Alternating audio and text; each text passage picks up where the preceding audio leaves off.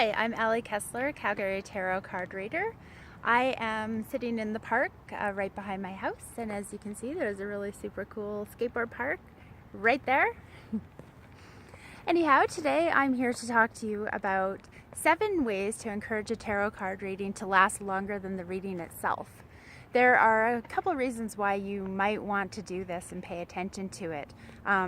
Firstly, you're spending sort of a lot of money on a tarot card reading. It's an investment, and if you can't recall anything from the reading after, what's the point really? And second, you might want to compare the reading to a future reading. So let's say you want to compare your progress and development on the same spread a year from now. You can easily go back to the spread, today's spread, and remember what the layout was and stuff like that.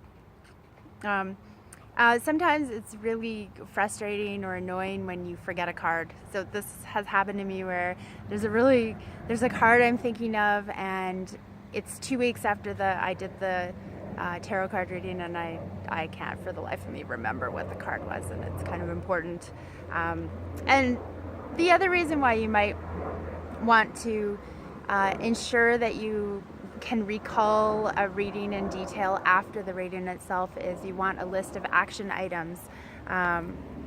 You want to remember what you're supposed to do, figure out, think about later, and it's much easier if you have a detailed recording of the reading to go back to and refer to.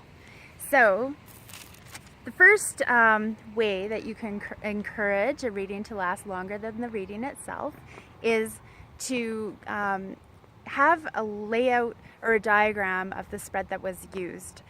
For example, it could be the Celtic Cross spread. It was 10 cards, and the layout or diagram of the spread shows you how many cards were laid out, the order that they were laid out in, and the positional meanings of the cards. This is very helpful for my number 2 reason for to encourage a reading to last longer than the reading itself. Number 2 is to take a picture of the actual cards that showed up. So just take a picture in hopefully a higher quality picture of all the cards that were laid out. And then this is actually really super cool because you can, tarot card decks are so beautifully hand-drawn today. There's so many choices and designs and creations out there that sometimes you just want to look at the picture of the spread and the cards later and just kind of stare into the picture, and more information might come to you. You can get more creative or imaginative. You can imagine what it would be like to be the characters in the cards, or stuff like that. So the number 3 way to encourage a reading to last longer than the reading itself is to have a recording of the reading. So the reason you want to do this is because especially if the reading's longer, like an hour or an hour and a half, there's no possible way that you can stay focused on everything that the reader is talking about at that moment. So sometimes they say something and your mind starts wandering off, and you're thinking about something for about 5 minutes, and then you come back and you realize that you've missed a lot of the reading and you wish you could replay it. Well, if you record the reading, you can. So hopefully the reader will provide you with a voice recording, or let you just press voice record on your cell phone, and then you can capture the whole thing and go back to it later. The 4th way to encourage a reading to last longer than the reading itself is to be actively engaged. And what does this mean? It means that ask questions about certain things that the reader says. Ask for clarifications if you don't understand something. Sometimes they might use a term that you're not familiar with, and you can just ask for clarifications. And also, I encourage note-taking to, even if you just jot down keywords or certain phrases that were used, or things that you can look up, that you need to look up later. This encourages you to remain engaged and sort of an active participant of the reading, because it is your reading. And number 5, the 5th way to encourage a reading to last longer than the reading itself is review the reading I say review the reading same day. So when you get home later that night, just take a good overview of the reading. Again, I mean, you don't have to listen to the whole recording again, but just go through the spread, go through the cards, and jot down any additional ideas or information that you have about the spread. And then I would go through it again about a week later or a couple days later and see if anything fresh pops into your mind. Sometimes your right brain is really working on a problem, or it's been thinking about a symbol or an idea, and it might have some additional information that it wants to input later. So if you come back to the spread and review it a few days later, this new information may appear to you.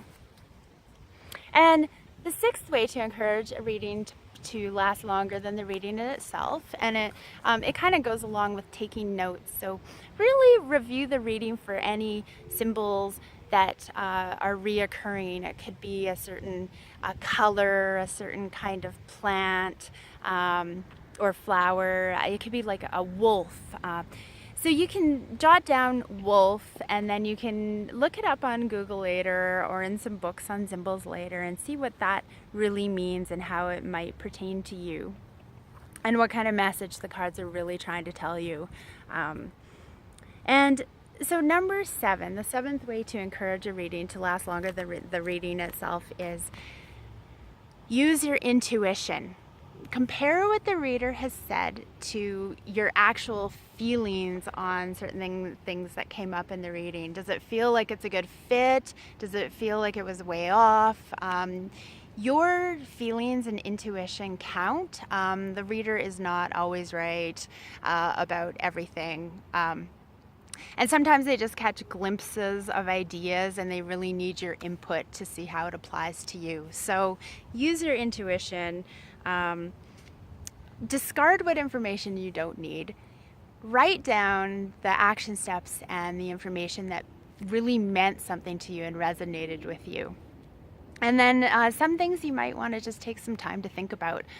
You're not sure how you feel about it, or if there's something that you need to do there, and you can certainly take time to think about it.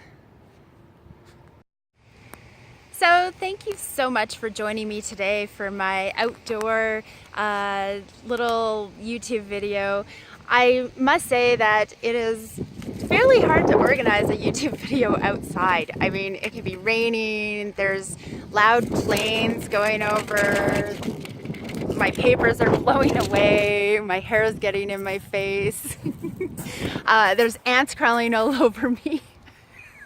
And just, people walking by talking loud on their cell phones and stuff like that. So doing an outdoor YouTube video is much more challenging than I have anticipated, but it's a good experience. You can see how green and sunny it is here in Calgary, and I just prefer being outdoors to indoors. So anyway, thanks for joining me, and we'll see you next time.